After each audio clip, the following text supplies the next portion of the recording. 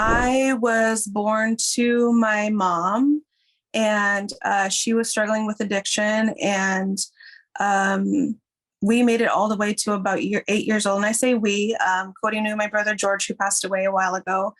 So we were in foster care, in the foster care system together most of our lives. And at the age of 8, we were put into a permanent home with the foster parents that I had while I lived in Goldendale. And I lived with them until I went into high school. We had contact with our family, our biological family.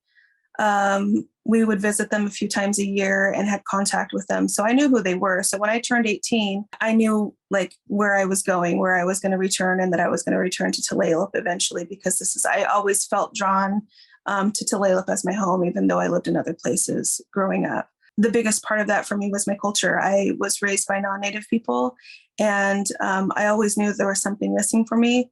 So coming back to the reservation was super important to me. And as a 46-year-old woman, I'm still learning a lot of things and trying to do what would have naturally happened if I had been raised in my community, by passing down our culture and learning and teaching our kids, so that it can continue to, the next generations. Part of being foster care is feeling just disconnected. And the reality of it is it also makes you feel a certain level of rejection, and until you understand, probably from an adult perspective of how things happen and the cycles of dysfunction, as far as like my mom was raised by an alcoholic father, and her mom died when she was 8 years old. And then she really wasn't parented by anybody. And so then she has, happened to have 6 children. We all ended up in foster care. So getting the help that you need and understanding that there are things that are completely out of our control, but also that you can seek the resources that will help you heal. Understand that you might not be responsible for your trauma and all of the negative, bad things that happen to you,